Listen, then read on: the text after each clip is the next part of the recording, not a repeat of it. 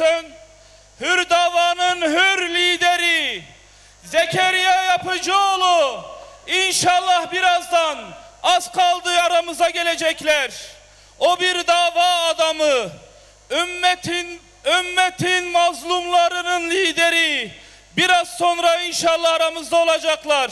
Evet, Sayın Zekeriya Yapıcıoğlu, hür davanın hür lideri. Başkanım hoş geldiniz Batman'a. Sefalar getirdiniz.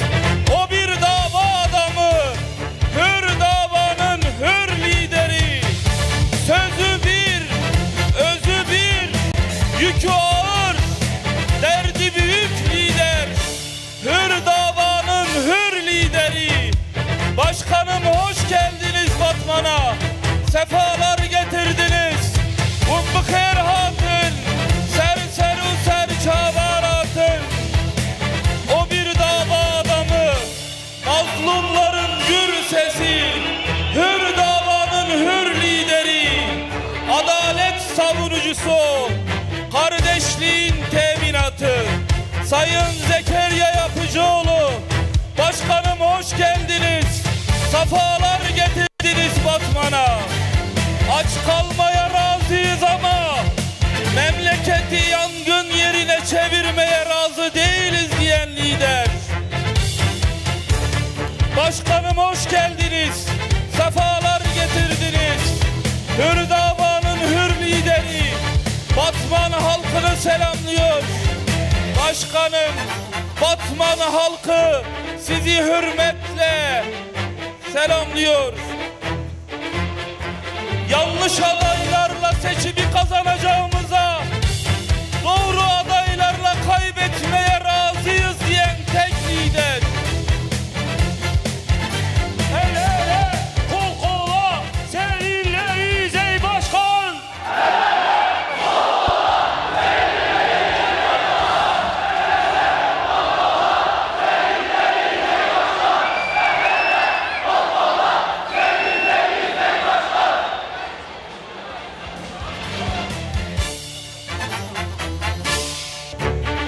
Evet, hür davanın hür lideri Zekeriya Yapıcıoğlu, başkanım hoş geldiniz, safalar getirdiniz.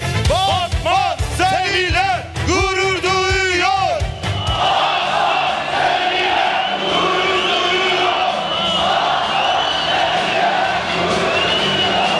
Bu memleketin çocuğu, Batman'ın evladı, Türkiye'nin umudu Zekeriya Yapıcıoğlu, başkanım hoş geldiniz, safalar getirdiniz.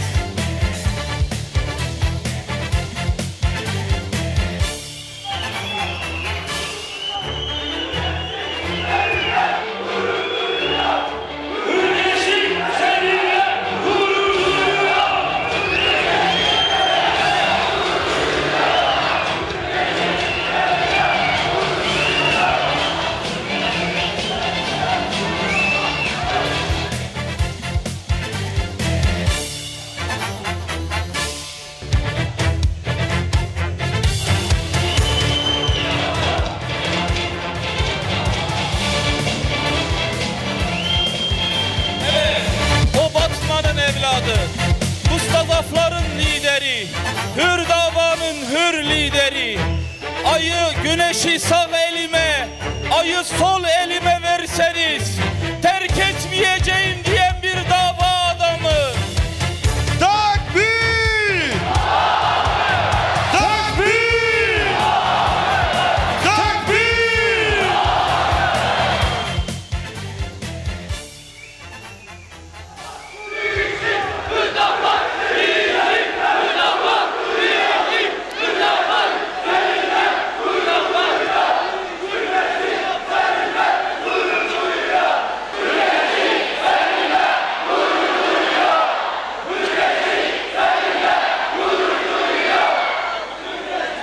Evet, Sayın Genel Başkanım, Batman İl Teşkilatı ve Batman halkı adına gönlümüze hoş geldiniz.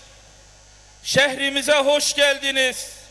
Batman 2. olan kongremize hoş geldiniz, safalar getirdiniz. Sayın Genel Başkanım, siyasi parti temsilcileri, STK temsilcileri, kanaat önderleri, basın mensupları, hür kadrolar, hür neferler, Batman ili ikinci olan kongremize hepiniz hoş geldiniz, sefalar getirdiniz.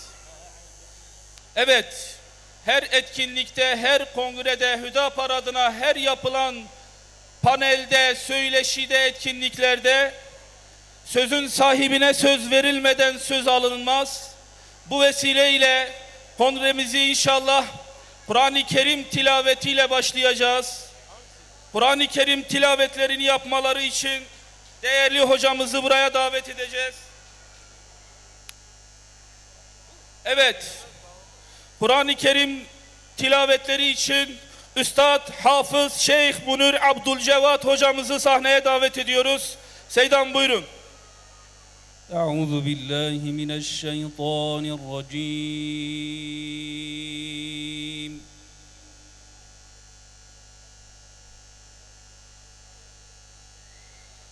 Bismillahirrahmanirrahim.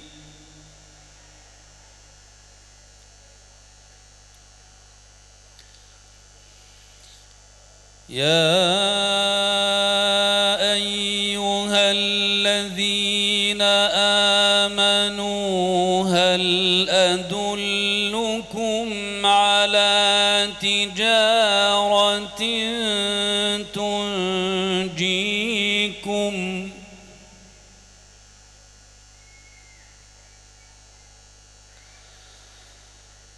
هل أدلكم على تجارة تنجيكم من عذاب أليم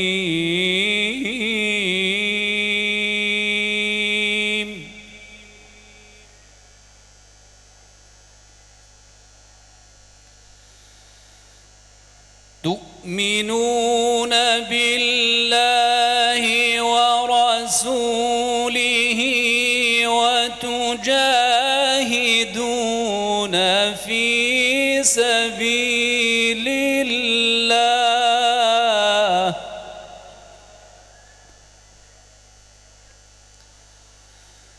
وتجاهدون في سبيل الله بأموالكم وأنفسكم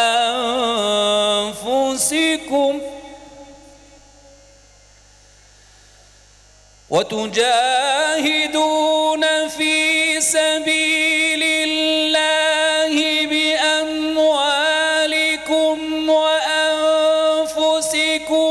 ذلكم خير لكم إن كنتم تعلمون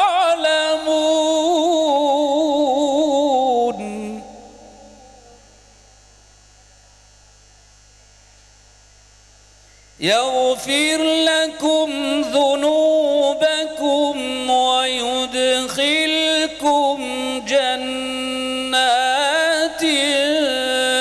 تجري من تحتها الأنهار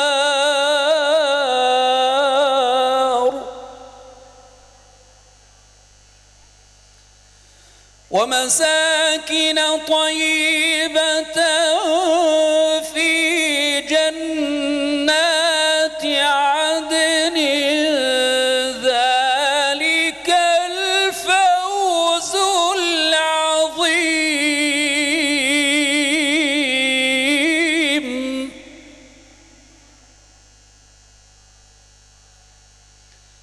وأخرى تحبونها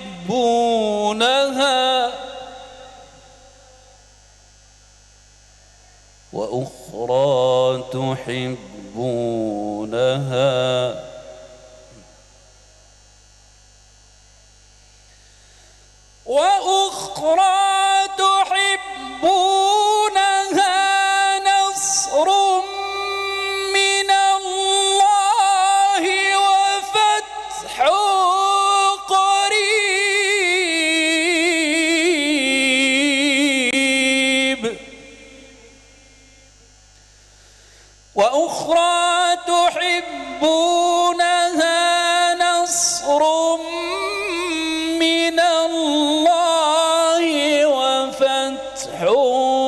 قريب وبشر المؤمنين.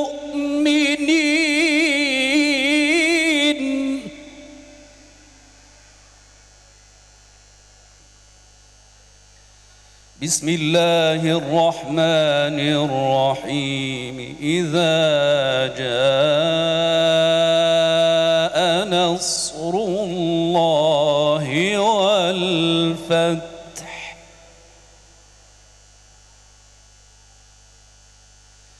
إذا جاء نصر الله والفتح ورأيت الناس يدخلون في دين الله أفواجا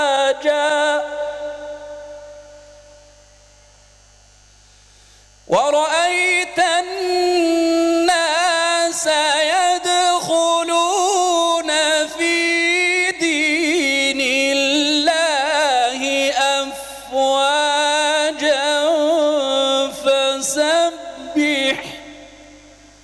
فسبح بحمد ربك واستغفره إنه كان توابا. صدق الله العظيم. الفاتحة.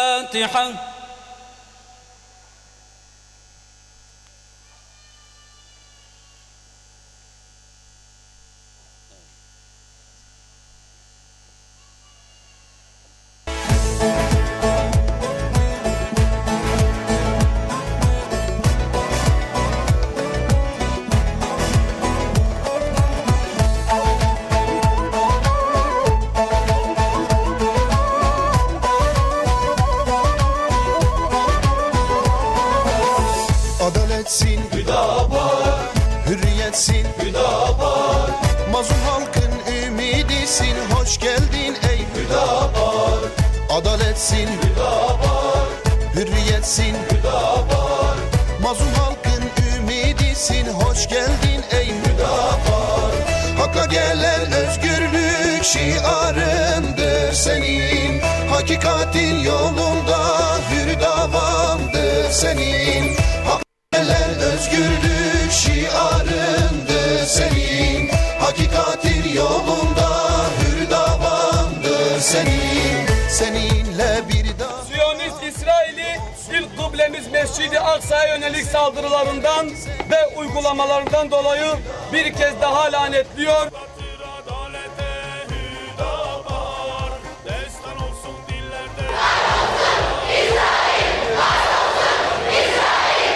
Filistin'in başkenti Doğu Kudüs değil, bütünüyle Kudüs'tür. Ya Rabbi, Kudüs'ü özgürleştirmeyi gündeminin ön sıralarına alan, Kudüs için uykusuz kalan, Kudüs için kafa yoran, Kudüs için güç biriktiren, esbaba iyice tevessül ettikten sonra gözünü kırpmadan oradaki mazlumları kurtarmak için Peygamberimizin emanetini temizlemek için, yeniden gül sularıyla yıkamak için bizler azim ve gayret ver. Ya Rabbi, şu dünya gözüyle Aksa'nın yeniden özgürleştiğini görmeyi, orada birlikte namaz kılmayı ümmeti Muhammed'e nasip eyle.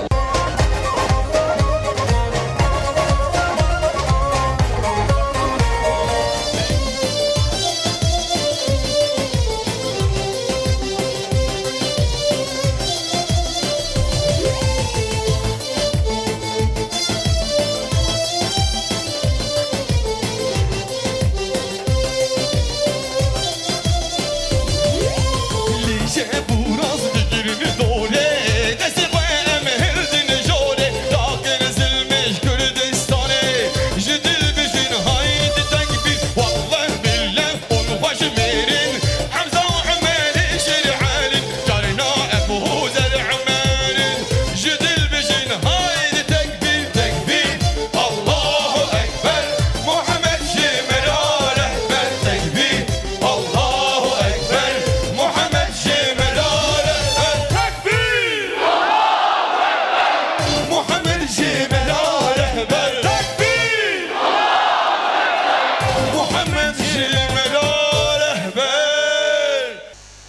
Sayın Genel Başkanım, saygıdeğer misafirler, delegeler, kıymetli divan kurulu üyeleri, hepinize hoş geldiniz diyor, saygılarımı sunuyorum.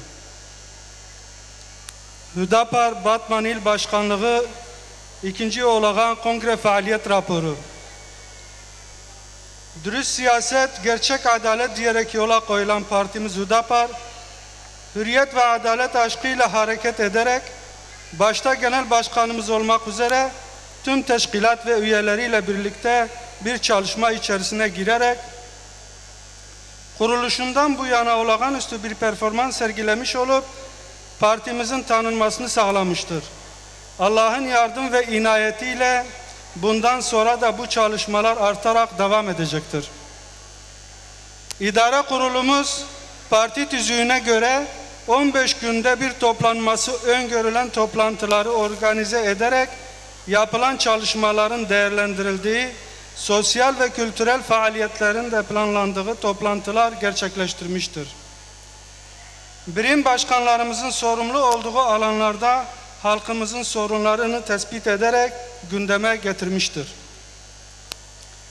İl teşkilatımız 7 Haziran 2015'te yapılan genel seçimlerde partimizin desteklemiş olduğu bağımsız adayımızın tanıtılması ve seçim çalışmaları kapsamında tüm kademelerimiz ile koordineli olarak yoğun bir tempoda çalışma yapmıştır. İl başkanlığımız partimizin ilkeleri, inanç özgürlüğü ve temel haklar hakkında görüşlerini dile getirerek var olan sorunlara adalet eksenli çözüm önerilerini medya kuruluşlarını ziyaret ederek kitlesel basın açıklamaları yaparak ve basın bildirimleri yayınlayarak kamuoyuyla paylaşmıştır.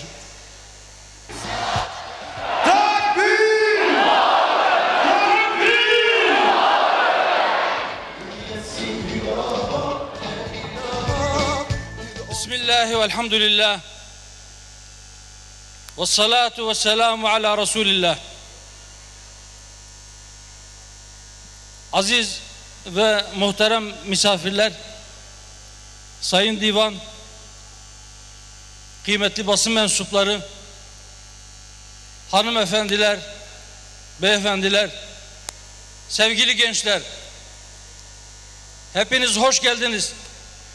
Allah'ın selamı, rahmeti, bereketi, mağfireti hepinizin üzerine olsun. Esselamu aleyküm ve rahmetullahi ve berekatuhu. Hoşgübrayn aziz, meyvanen be kıymet, unta bi khair hatın, sersera, serçavan hatın. Sözlerimin hemen başında Batman 2. Olağan Kongremizin hem partimize hem bütün Batmanımıza hem aziz milletimize, İslam ümmetine ve insanlık ailesine hayırlar getirmesini Rabbi Rahim'imden niyaz ediyorum. Değerli dostlar, 5 yıl kadar önce dürüst siyaset, gerçek adalet şiarıyla siyaset sahnesine besmele ile çıktık, başladık.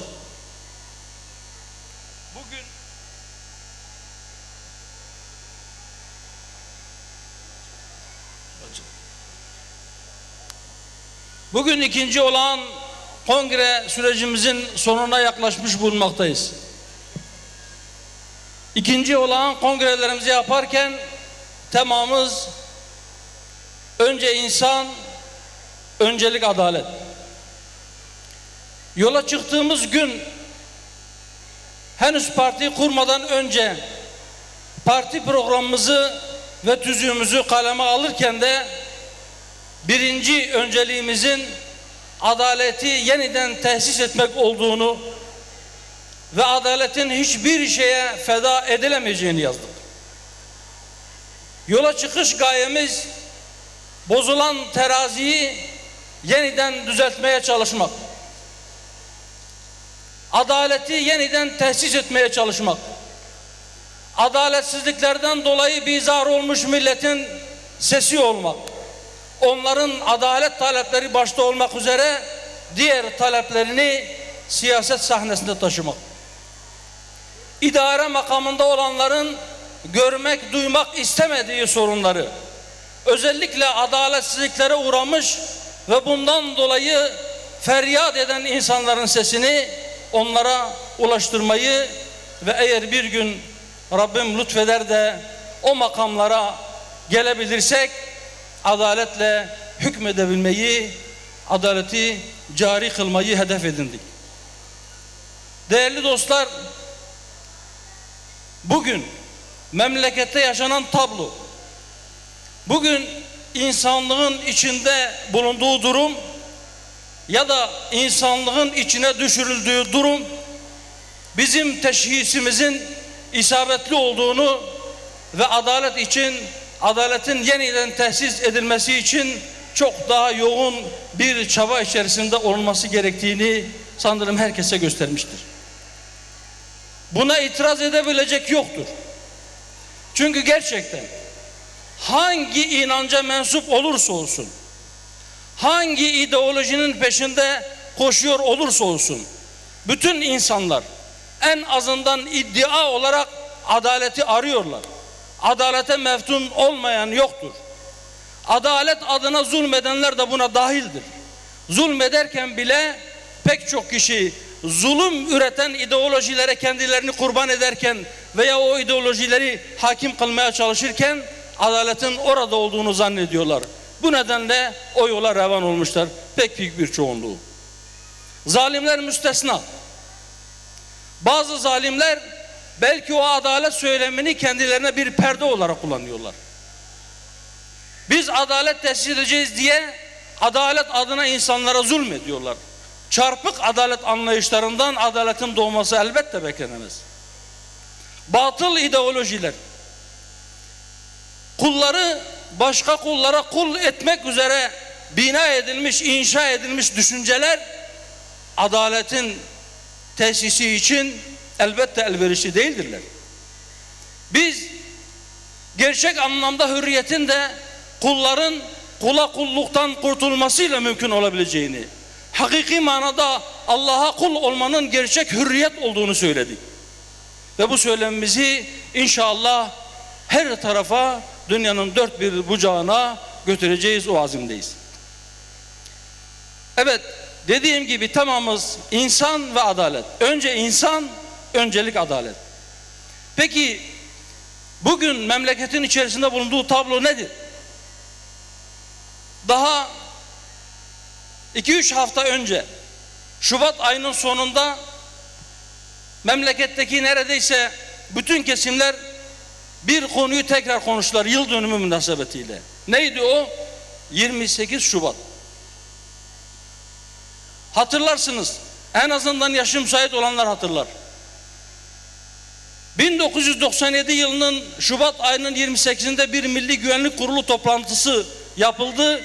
Orada alınan kararlardan dolayı o sürece 28 Şubat süreci dendi ve nihayet Haziran ayında hükümet istifa etti, hükümet değişikliği yaşandı. Ama öncesinde, belki çok daha öncesinden, yıllar öncesinden akıp gelen bir süreç vardı ve 1000 yıl süreceği iddia ediliyordu. Evet, uzun yıllar sürdü. Çok zulümler yapıldı. İnsanlar örtülerinden, kılık kıyafetlerinden dolayı işlerinden atıldılar. Okullarından atıldılar. İnsanlar, ticaretle uğraşanlar gerici sermaye, yeşil sermaye diye yaftalandılar. Bazı esnaf ve tüccarlar iflasa sürüklendiler. İnsanlar bazı devlet kurumlarının kapısından kovuldular. Örtülerinden dolayı bazı bacılarımız bazı doktorlar tarafından tedavi edilmeleri reddedilerek hastanelerden kovuldular. Şükür o sıkıntıların önemli bir kısmı geçti. Önemli bir kısmı şu anda yaşanmıyor. Şu anda örtüsünden dolayı kimse devlet dairelerinden kovulmuyor. Şu anda örtüsünden dolayı kimse okullardan kovulmuyor. Eğitim hakkından mahrum edilmiyor belki.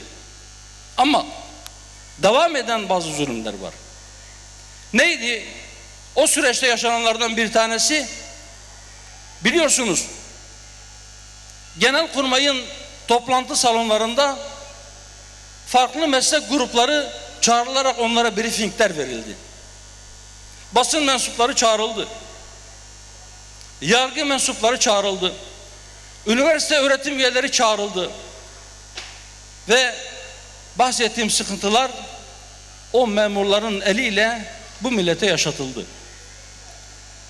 Ama dediğim gibi bir kısmı sona ererken özellikle briefing alan yargı mensuplarının yapmış olduğu zulümlerin etkileri halen devam ediyor.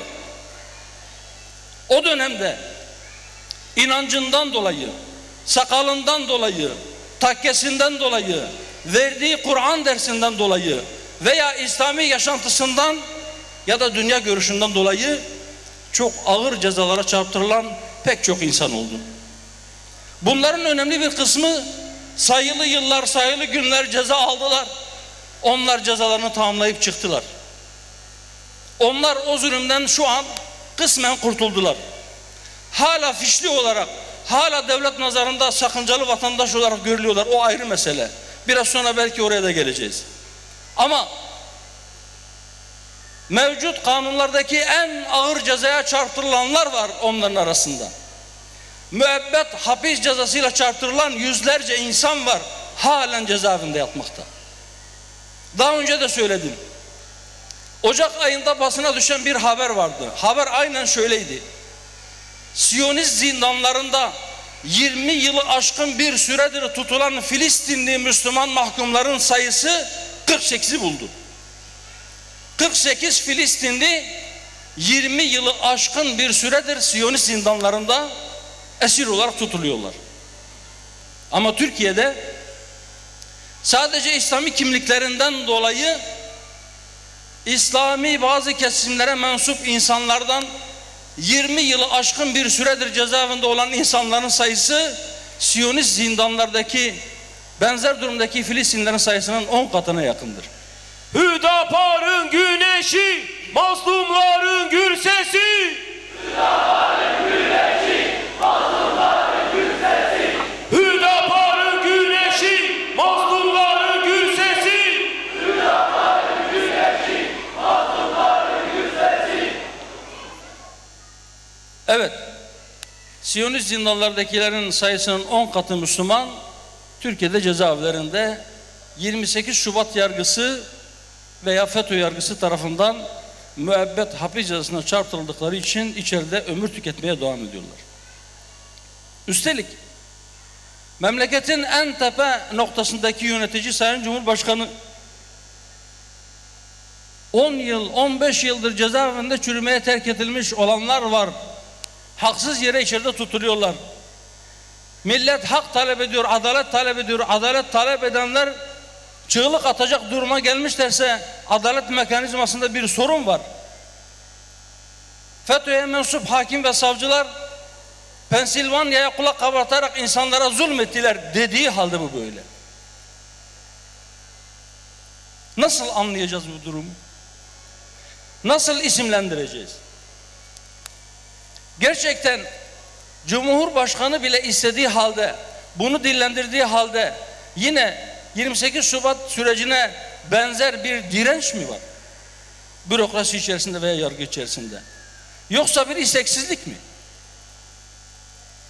Eğer isteksizlik ise o zaman FETÖ darbe teşebbüsünden sonra, onların kumpaslarının açığa çıkmasından sonra aslında bütün kumpas olmadığı halde Balyoz ve Ergenekon sanıkları nasıl birkaç gün içerisinde dışarıya çıkarıldı? Niçin Anayasa Mahkemesi'ne bireysel başvuru hakkı tanındığında 2012 ile bir sınır getirildi? Ondan önce kesinleşmiş olan kararlarla ilgili başvuru yolu kapatıldı. Doğrusu bunu izah edebilmek, buna cevap verebilmek çok kolay değil.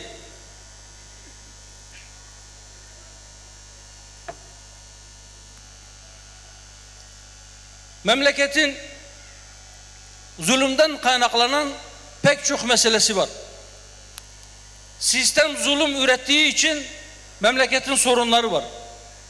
Yaşanan sorunlardan bir tanesi, belki en uzun süren ve can yakan sorunlardan bir tanesi Kürt meselesi.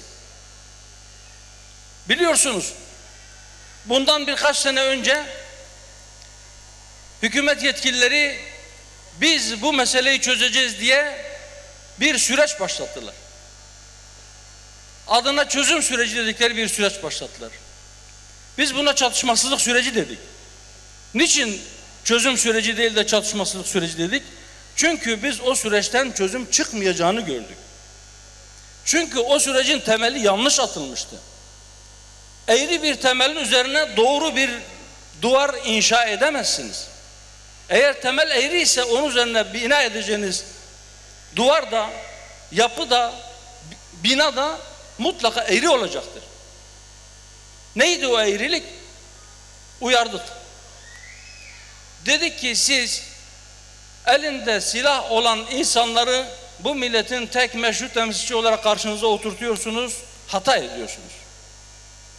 Dedik ki siz milletin meşru olan bazı taleplerini bile elinde silah olan kişilerle pazarlık konusu yapıyorsunuz, hata ediyorsunuz. Temel haklar pazarlık konusu olmaz.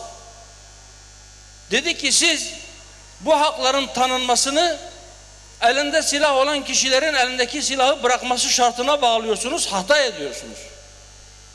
Dinletemedik. Sürecin iki tarafı vardı. Hükümet ile bu konuyu konuşan diğer taraftaki insanlara da dedik. Bir taraftan bu süreç başlatılırken şehirler silah deposuna çevriliyordu. Patlayıcı depolarına çevriliyordu. Memleketin her tarafı, özellikle Kürt nüfusun yoğun yaşadığı yerlerde şehirler gerçekten patlayıcı deposuna döndü. Her tarafa bombalar gömüldü. Hükümet de bunu görüyordu. Ta Oslo görüşmelerinde o zaman MİT adına görüşmelere katılan devlet memurları görüştükleri muhataplarına dediler ki siz bir taraftan silah bırakacağınızı söylüyorsunuz ama öbür taraftan memleketi şehirleri silah dolduruyorsunuz. Bunları bilmediğimizi zannetmeyin diye söylediler. Ve bu tutanaklar basına yansıdı. Neticede o yanlış temel üzerine bina edilmeye çalışılan çözüm çıkmadı ortaya.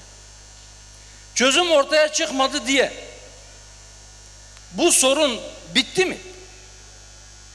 Hükümete sorarsanız bitti. Peki siz ne yaptınız da bitti? Eğer böyle bir sorun yoksa siz ne için çözüm süreci diye bir süreç başlattınız?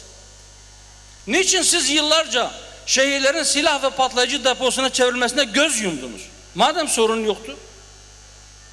Madem sorun yoktu, siz elinde silah olan insanları niçin karşınıza muhatap diye oturtup onlarla pazarlıklar yaptınız?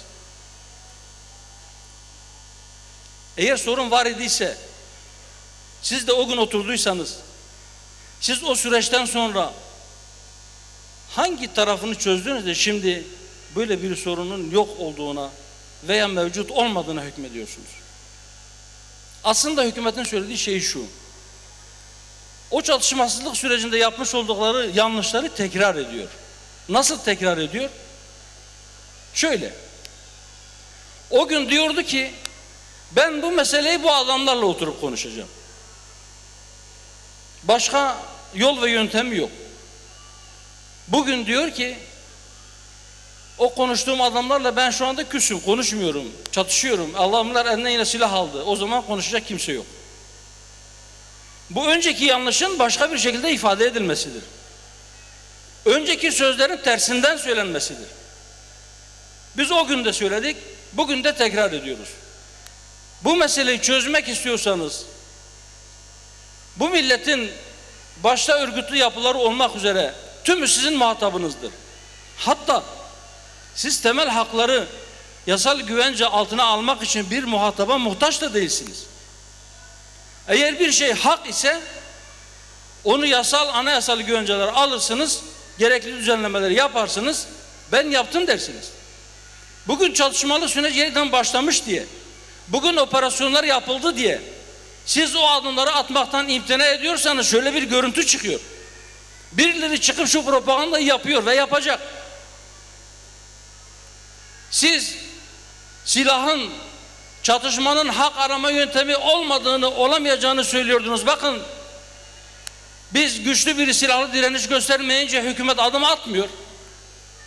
Eğer öyle deseler ne diyeceksiniz peki? Eğer gerçekten bu meseleyi çözmek gibi bir iradeniz, bir niyetiniz varsa işte bugün tam fırsatıdır. Biz birilerinin silahını doğrultmasından dolayı bu meseleyi çözüyor değiliz. Biz haksızlık olduğuna inandığımız bütün uygulamalara kendimiz, kendi irademizle milletimiz hak ettiği için son veriyoruz. Onların meşru taleplerini yerine getiriyoruz. Gasp edilen haklarını iade ediyoruz deseniz yanlış mı yapmış olacaksınız? Hayır. Belki daha önce yapmış olduğunuz yanlışları da affettirmiş olacaksınız. Fakat maalesef şu anda bu irade görünmüyor. Özüyle, sözüyle dürüst başkan.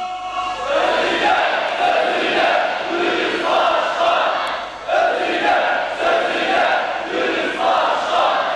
Özüyle, sözüyle dürüst başkan. Bu dediğim tablonun ismi şu olabilir: çözümsüzlükte ısrar veya sorunu halının altına süpürerek onu yok farz etmek. Şu anda böyle yaparsanız olağanüstü şartlar, olağanüstü hal şartlarında belki çok fazla dillendirilmeyen bazı meseleler bir müddet sonra uç verecektir. Adına çözüm süreci dediğiniz süreçte de tekrar ettik. Dedik ki eğer siz PKK'yı ve onun elindeki silahlı sorunun bizatihi kendisi görürseniz, yani onun bir sonuç olduğunu kabul etmezseniz, onu sebep olarak görürseniz, PKK biter veya kendi kendisini feshetse bile bundan yıllar sonra başka bir şey ortaya çıkacaktır. Belki sadece ismi değişecektir. Fakat görünen o ki şu anda bile bu söylediklerimiz henüz ya anlaşılmadı ya da kabul edilmek istenmiyor. Evet, önce insan, öncelik adalet. Memleketin sorunlarının önemli bir kısmının altında adaletsizlik yattığını söyledik ve bu adaletsizlikler çeşit çeşit sorunlar doğuruyor. Bunlardan bir tanesi ekonomik sorunlar. Biliyorsunuz, memleketin kaynaklarının, imkanlarının bazı yerlere yığıldığı, bazı yerlerin bundan daha büyük oranda istifade ettiği herkesin malumudur. Türkiye'yi farklı farklı bölgelere ayırmışlar. Ekonomik kalkınmışlık veya bazı ekonomik göstergeleri nedeniyle. Mesela Batman, TRC3 diye isimlendirilen bir bölge. Bu bölgede 4 vilayet var: Batman, Siirt, Mardin ve Şırnak illeri. İki konuda bu TRC3 bölgesi Türkiye şampiyonu. Nedir onlar biliyor musunuz? 1. Türkiye'de işsizlik %11'in altında, 10 küsur. TRC3 bölgesinde işsizlik %28 küsur. Yani neredeyse 3 kat. Daha önce 2 kat idi, neredeyse 3 kat. Türkiye'de ortalama iş gücüne katılım oranı %52. Bu bölgede iş gücüne katılım oranı Türkiye ortalamasının yarısı, %26. İki konuda Batman şampiyon. İkisi de istihdamla ilgili, ikisi de işsizlikle ilgili. Belki Batman'ın şampiyon olduğu konulardan bir tanesi de bu işsizlikle bağlantılı olarak kişi başına düşen kahvehane, çayhane sayısı veya genç nüfusa göre kişi başına düşen oyun salonu, Atari, bilmem, isimlerini vererek reklamlarını da yapmak istemiyorum, farklı farklı bilgisayar oyunları. Bu kadar genç nüfus var iken iş bulamıyor, iş imkanı yok. Bazen tek tük kadrolar açılıyor. O kadroların da nasıl dağıtıldığını benden daha iyi biliyorsunuz. o kadroların bazı siyasiler tarafından nasıl menfaat karşılığı dağıtıldığını çok iyi biliyorsunuz. Sadece Batman'ın durumu mu bu? Hayır. Türkiye genelinde aşağı yukarı durum bu. Sadece o olsa belki insanlar şeklen iktidar partisine yakın görünür bir iş, bir kadro imkanı elde eder. Yetmiyor. Bir de ciddi bir maddi külfet altına girmesi gerekiyor. O da yetmiyor. Bir de güvenlik soruşturmaları var. Geçen gün birisi, genel başkan yardımcılarımızdan birisinin sosyal medya hesabına ona cevap olarak yazmış. Demiş ki bu güvenlik soruşturmalarından dolayı şimdiye kadar oy verdiğimiz partiler de bizim sesimize ses vermedi. Bizim sorunumuzu gündeme getirmedi. Hüdapara ve size teşekkür ediyoruz. Bu sorunumuzu dile getiriyorsunuz. Ben 15 yıl okul okudum. Üniversiteyi bitirdim. Ama güvenlik soruşturması nedeniyle benim atanma hakkım, benim iş hakkım elimden alındı. Öyle şikayetler geliyor ki insanın hafsalası almıyor. İnsanın aklı duruyor. Adama diyorlar ki sen 15 yıl, 16 yıl, 18 yıl okuduğu okulun cinsine göre eğitim gördün, bir diploma aldın ama sen filanca sivil toplum kuruluşunun, filanca yasal derneğin yapmış olduğu toplu basın açıklamasında orada boy gösterdin, hazır bulundun diye sen sakıncalı adamsın, sana iş yok. Ya da diyorlar ki sen 18 yıl okul okudun, doktor oldun, mecburi hizmetin var, benim sana ihtiyacım var, bu toplumun doktora ihtiyacı var, senin de işe ihtiyacın var ama senin amcanın oğlu filanca örgütün üyesiydi, sana iş yok diyorsun. Gönlümüz, duamız seninledir ey başkan. Gönlümüz, duamız seninledir ey başkan. Gönlümüz, duamız seninledir ey başkan. Gönlümüz, duamız seninledir ey başkan. Gönlümüz, duamız seninledir ey başkan. Rabbim bizi duasız bırakmasın inşallah. Hem dilimizi duasız bırakmasın, hem de hepimizi dostların duasından mahrum bırakmasın. Dualarınız için de Allah hepinizden razı olsun. Evet, güvenlik soruşturmaları böyle ucuba bir şekilde gençlerimizin önüne dikiliyor. Ve bunlardan önemli bir kısmı diyorlar ki ya biz ömrümüzde adliye yolumuz düşmedi. İcra takibi açmak ya da icraya olan borcumuzu ödemek için bile biz adliyeye uğramadık. Karakola da yolumuz düşmedi. Belki güzergah nedeniyle bazen önünden geçmiş olabiliriz ama karakolluk hiçbir işimiz de olmadı. Ama biz takılıyoruz güvenlik soruşturmalarına. Sadece bu mu? Yani sadece yeni işe başlayan kişilerle ilgili mi? Değil. Daha önce işe alınmış, işe başlamış, yıllardır çalışan birileri nakil işlemi gerçekleştirirken bile yeniden güvenlik soruşturmalarına tabi tutulup işinden atılabiliyor. Olağanüstü hal ile ilgili dün Sayın Cumhurbaşkanı Diyarbakır'da bir şeyler söyledi. Dedi ki biz 2002 yılında iktidara geldikten sonra hemen bir ay içerisinde o hali kaldırdık. İlk işimiz bu oldu. Bugünkü o hali sakın onunla karıştırmayın ha. O hal yetkililerinin 1/5 bile kullanılmıyor. Veya 5%. Sanırım 5% dedi. 5% bile kullanılmıyor. Şimdi o hal yetkililerinin 5% ile insanlar güvenlik soruşturmalarından dolayı işsiz kalabiliyorsa ya da çalıştığı işinden oluyorsa, hatta dahasını söyleyeyim, bazıları özellikle güvenlik görevlileri özel güvenlik şirketlerine gidip güvenlik görevlisi sertifikası almış olan bazı kişiler gelip bize müracaat ediyorlar. Beni işten attılar ama işten atmakla yetinmediler. Benim bir de sertifikamı iptal ettiler. Dediler ki sen bir daha başka yerde de bu işte çalışamazsın. Özel şirketlerde bile. Şimdi bu o haldeki yetkilerin 5%'i bunu yapıyorsa Allah bizi %100 kullanılan yetkilerden muhafaza eylesin. Bu yolda hür dava seninledir ey başkan.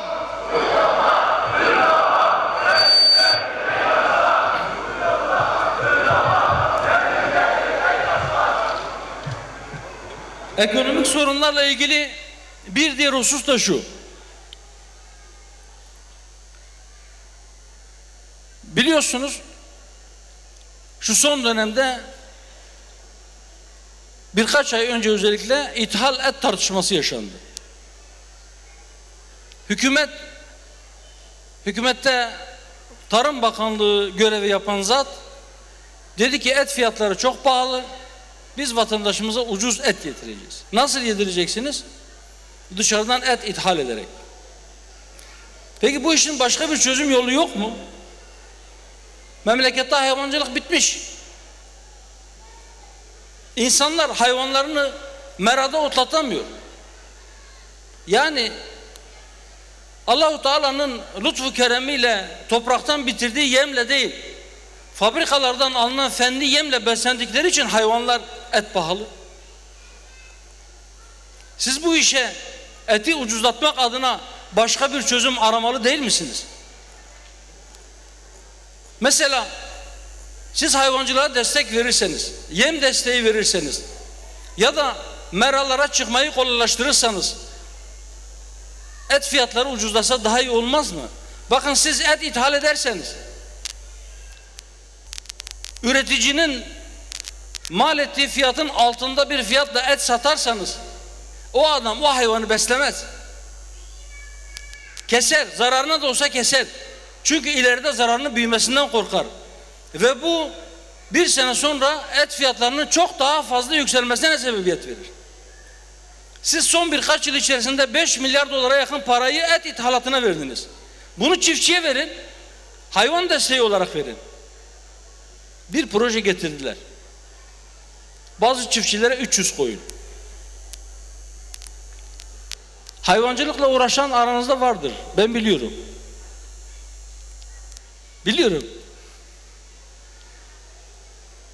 Git müracaat et istersen o 300 konu sana verecekler mi? Ne diyorlar? Senin bilmem kaç dönüm özel meran olacak. Senin çiftliğin olacak, şu olacak, bu olacak. Ya eğer siz çiftçiye destek amacıyla bu işi yapıyor idiyseniz zaten 300 dönüm tapulu merası olan durumu iyidir. Yeterince hayvanı da vardır.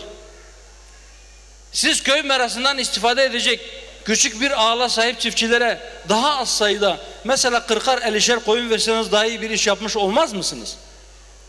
Yoksa siz yine milletin parasıyla birilerini kalkındırmaya mı çalışıyorsunuz? Ekonomik gidişatın iyi olmadığını hükümet de görüyor. Çare olarak esnafın içinde bulunduğu durumdan kurtuluşu için bir kredi garanti fonu diye bir fon getirdiler. Niye?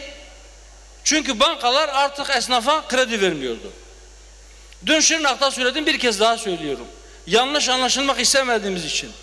Bakın biz hiçbir kimseye gidip bankadan kredi falan çekin demiyoruz. Biz faizin kapitalist sistemin en büyük sömürü aracı olduğunu çok iyi biliyoruz. Bankacılık sisteminin kendisinin sömürü aracı olduğunu biliyoruz. Fakat ekonomik göstergelerin ne durumda olduğunu ve hükümetin nasıl adımlar attığını milletin anlaması için söylüyorum. Daha önce 1-2 sene önce Sayın Cumhurbaşkanı kameraların önünde bankalara sert çıktı. Dedi ki siz esnafa kredi vermiyorsunuz. Niçin vermiyorsunuz? O topladığınız paraları ne yapacaksınız? Bankalar tınmadı. Ekonomi kötüye gittiği halde sürekli karlarını katıyorlar. Niye? Yaş tahtaya basmıyorlar. İşlerini sağlama alıyorlar. Hükümet bir düzenleme yaptı. Dedi ki siz verin krediyi. Sizin sorumluluğunuz bunun %20'si olsun. Onun için teminat isteyin. Geriye kalan %80'i eğer kredi verdiğiniz esnaf borcunu ödemezse ben ödeyeceğim dedi. Peki nasıl işliyor şimdi bu sistem? Yine siyasi bazı kişilikler devreye girdiler. Esnaflara diyorlar ki şu krediden sen de istiyor musun? Ben sana aracı olabilirim. Nasıl? İşte partinin il başkanlığına uğrarız, oradan bir referans buluruz, gideriz, işini ben hallederim, karşında da bana işte yüzde şu kadar para verirsin. Böyle duyumlar geliyor kulağımıza. Bu ne demektir biliyor musunuz? Bu şu demektir: 250-300 milyar kredi verecekler o bazı kişilere, rüşvetle bunu almaya çalışan, nasılsa hükümet benim arkamda da diyen insanların önemli bir kısmı da bunu geri ödemek niyetinde de olmayacak bir kısmı. %20'si için teminat gösterecek, geriye kalan %80'i ödemediğinde hükümet bunu ödeyecek. Nasıl ödeyecek? Sizlerin parasıyla. Bizim cebimizdeki parayla ödeyecek. Ekonomik sıkıntılara, ekonomik darboğaza bula bula çare olarak getirdikleri şey, bu tür şeyler, bu tür düzenlemeler ve piyasadaki uygulamasına bakıldığında cidden insan endişe ediyor. Eğer böyle olursa, yani gerçekten bu kredilerin önemli bir kısmı geri dönmezse, 250 milyara yakın bir krediden bahsediyor. 250 katrilyon eski parayla. Şu anda Türkiye'nin bütçesinde 400 milyar doları aşkın dış borç ve bir o kadar da iç borcun toplamının faizine ödenen para 56 milyar. 2018 yılının bütçesi içerisindeki para 56 milyar. Bunun yaklaşık 5 katı bu faizlere, bu kredilere gidebilir. Türkiye bunun altından kalkamaz. Eğer böyle devam ederse çok ciddi bir ekonomik kriz memleketi bekliyor ve ceremesini hepimiz beraber çekeceğiz. Nasıl çekeceğiz? El ele, kol kola, seninleyiz ey başkan.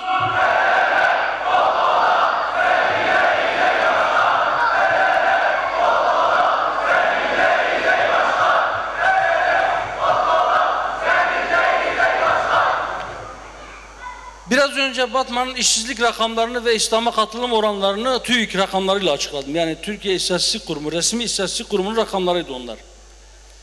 Ocak ayında bazı başka rakamlar açıklandı. Aile kurumunun ne halde olduğunu göstermesi açısından gerçekten ibret verici. Yaklaşık olarak 8-9 yıldır düzenli bir şekilde boşanma oranları yükseliyor, evlilik sayısı aşağıya düşüyor. Aile kurumu çatırdıyor yani. Ve biz henüz parti kurmazdan önce bu soruna neredeyse her fırsatta değindik, dile getirdik. Dedik ki bir çözüm bulun, bir çare arayın. Bakın aile kurumu çatırdıyor. Aile çökerse toplumu ayakta tutamazsınız. Toplumu ayakta tutan birinci şey eğer adaletse, ikincisi de aile kurumunun ayakta olmasıdır. Maalesef bugüne kadar bir tedbir gelmedi. Tedbir adına getirdikleri düzenlemeler aile kurumundaki çözülmeyi hızlandırıyor. Uyuşturucu kullanma yaşı gittikçe aşağıya düşüyor. Dün Şırnak'ta söyledim. Önceki gün Cizre'de 19 yaşındaki bir genç caminin helasında damarına uyuşturucu enjekte ettiği için ölü bulundu. Hela bile olsa caminin içinde, bahçesinde, helasında veya çevresinde bu tür işler mi yapılmalıydı? Bizim gençlerimiz uyuşturucunun pençesine bu kadar erken yaşlarda mı düşmeliydi? İnşallah hiçbir yaştaki gencimiz veya yetişkin kardeşimiz o belaya müptela olmaz. Fakat maalesef uyuşturucu satıcıları ilkokul düzeyine kadar işi indirdiler. İlkokul çocuklarına şimdi uyuşturucu satmanın planlarını yapıyorlar. Manevi çöküntüden dolayı üzerine maddi sorunlar, işsizlik, ailelerin parçalanmışlığı binince tablolar böyle oluyor. Peki bu tablolar bizi ümitsizliğe sevk edecek mi? Gençler, bu tablolar bize ne okuyor? Bu tabloların bize söylediği ve bizden istediği şey şudur. Özellikle siz gençlere sesleniyorum. Biz ümitsiz değiliz. Aksine bizim yapacak çok işimiz var. Eğer Bu yolda hür gençlik seninle.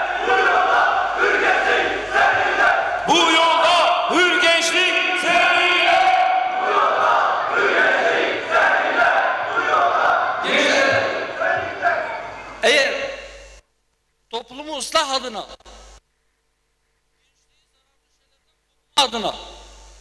onlara yol gösterme adına bugüne kadar yaptıklarımız yetmemiş ise ve gençler bu durumdaysa bize düşen çabalarımızı, çalışmalarımızı arttırmaktır.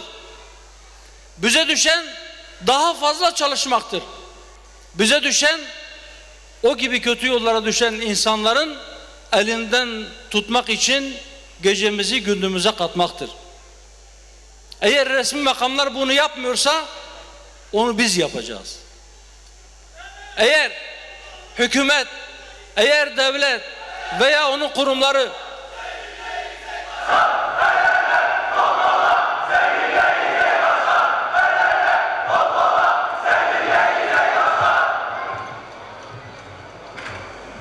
eğer resmi makamlar, yani bu işi asıl yapması gerekenler vazifelerini eksik bırakıyorsa, tablo bu duruma doğru gidiyorsa, o zaman bize çok iş düşüyor. Bu işi yapabilmek için gerçekten toplumu içinde bulunduğu bu durumdan kurtarabilmek için öyle inanıyoruz ki toplumun Hüdapar'ın reçetelerine ihtiyacı var. Hüdapar'ın programının, düşüncelerinin bu toplumda uygulama alanına konmasına ihtiyaç var. Peki bunu tatbik edebilmek için bizim neye ihtiyacımız var? Bizim insanımızın, toplumumuzun daha fazla desteğini almaya ihtiyacımız var. Nasıl yapacağız bunu? Seçimler yaklaşıyor. Bu desteği artırmanın yolu biliyorsunuz. Basın çok fazla sesimizi duyurmuyor. Çok böyle onların dikkatini çekecek veya onların hesabına gelecek bir şey söylediğimizde belki sesimiz yankı buluyor, televizyon ekranlarına ya da gazete sayfalarına yansıyor. Öyleyse her kapıyı çalacağız. Öyleyse her insanımızı ziyaret edeceğiz, gözünün içine bakacağız, derdimizi ona anlatacağız, onun derdini dinleyeceğiz ve derdinin reçetesinin, dermanının Hüdapar'ın programı olduğunu onlara kabul ettireceğiz inşallah, izah ederek. Batman seninle gurur duyuyor. Batman seninle gurur duyuyor. Batman seninle gurur duyuyor. Batman seninle gurur duyuyor. Gençler, ben öyle gurur duyulacak bir adam değilim, size söyleyeyim. Belki eksiklerimin farkında olsaydınız hiç bu cümleyi söylemeye teşebbüs bile etmeyecektiniz. Ama size şunu söyleyeyim. Sahip olduğunuz davanızla gurur duyun. Yürüdüğünüz bu yol ile gurur duyun. Ve Rabbinizden sürekli şunu isteyin. Sırat-ı müstakim üzerinde kalabilmeyi dileyin. Ne kadar yol yürüdüğümüzün, ne kadar destek aldığımızın çok fazla önemi yok. Eğer sırat-ı müstakimden ayrılırsanız hızlandıkça hedeften saparsınız. O yüzden duamız sürekli şudur. Ya Rabbi, imanı bize tattırdıktan sonra kalplerimizi kaydırma, ayaklarımızı sırat-ı müstakim üzerinde sabit tut, ayaklarımızı kaydırma diyoruz. Tekbir! Tekbir!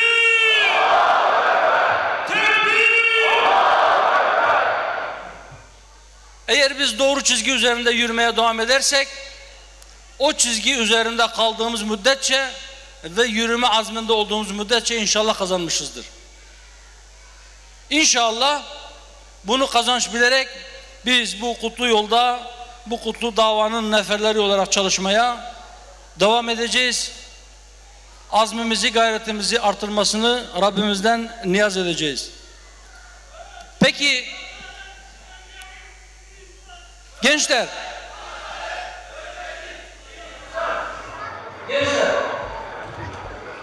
peki bu dediğimiz şeyi yapmaya hazır mıyız? Her kapıyı çalacak mıyız? Her eli sıkacak mıyız? Söz mü? Batman hazır mı? Hazır mı? Daha büyük.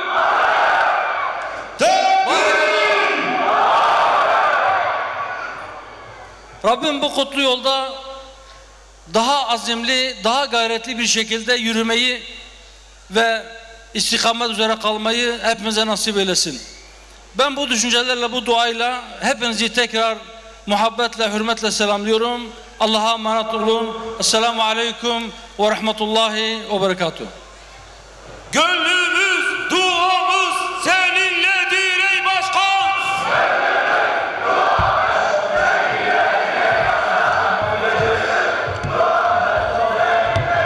Teşekkürlerimizi sunuyoruz ve bütün Batman halkı adına küçük kız çocuklarımız size çiçek takdiminde bulunacaklar. İstirham ediyorum başkanım, 1 dakikanızı istirham edeceğiz. Batman seninle gurur duyuyor.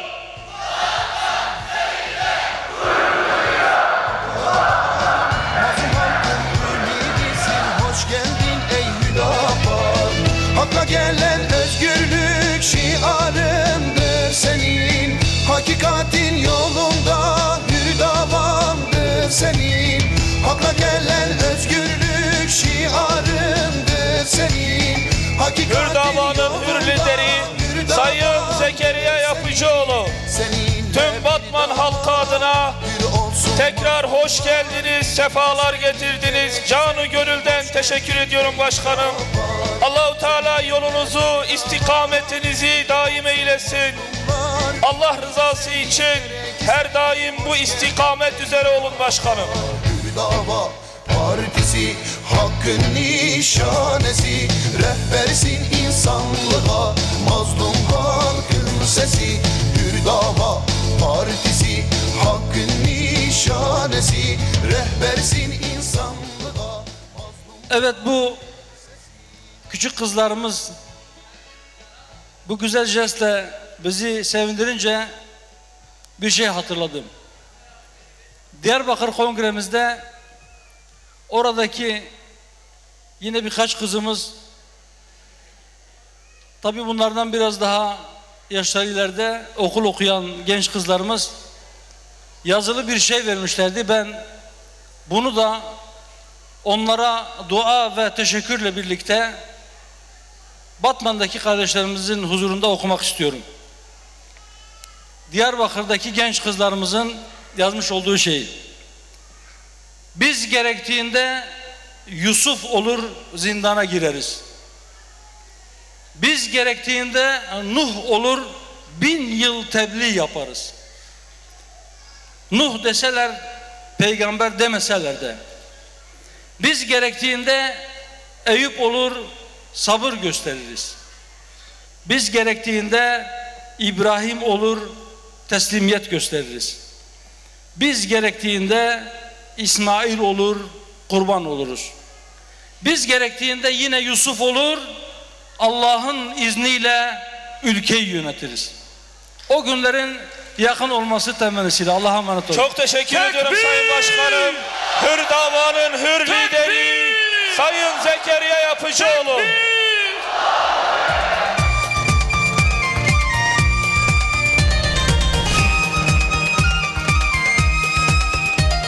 Sayın Genel Başkanımıza bu anlamlı konuşmalarından dolayı teşekkür ediyoruz. Ağzına yüreğine sağlık. Rabbim uzun hayırlı ömürler versin inşallah. Kendisini ve dava arkadaşları muvaffak etsin inşallah.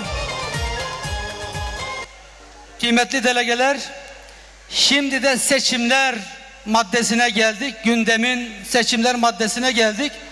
Ancak seçimlere geçmeden önce sandık kurulu için bir asıl bir de yedek üye seçmemiz lazım.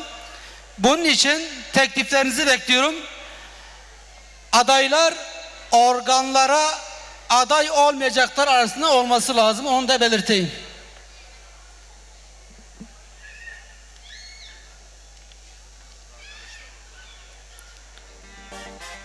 Bir teklif geldi. Teklifi okuyorum. Hüdapar Batman İl 2. Olağan Kongresi Divan Başkanlığı'na, Hüdapar Batman İl 2. Olağan Kongresi Sandık Kurulu asil üyeliğine Davut Başaran, yedek üyeliğe ise Abdullah Doğan'ı teklif ve arz ederiz. Teklif edenler Cemal Çetiz, Ayzen Demirer, Sayın Seyitoğlu, Salih Altuğ, Sıddık Çiftçi ve Abdurrahman Cens. Başka teklif yoksa teklifi delegelerin oylamasına sunacağız. Başka teklif yok. Bu teklifi oylarınıza sunuyorum. Teklifi kabul edenler, evet, teklif katranların oy birliğiyle kabul edilmiştir. Kıymetli delegeler, şu anda seçimler maddesine gelmiş bulunmaktayız.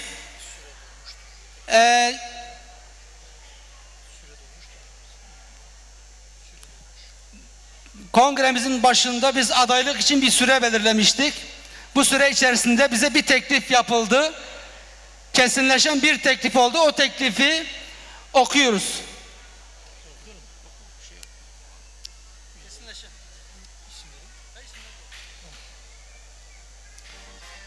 Hüdapar Batman İl 2. Olağan Kongresi Divan Başkanlığı'na, Hüdapar Batman İl Başkanlığı'na Davut Şahin'i, ekli listede isimleri yazılı kişileri, listede yazılı organların asil ve yedek üyeliklerine aday olarak arz ve teklif ederiz. 18.03.2018 teklif edenler Cemal Çetiz, Ayzen Demirer, Mehmet Salih Altuğ, Yusuf Sever, Selahattin İmir, Sıddık Çiftçi, Osman Narin, Mehmet Salih Yanaç, Mehmet Ali Şimşek,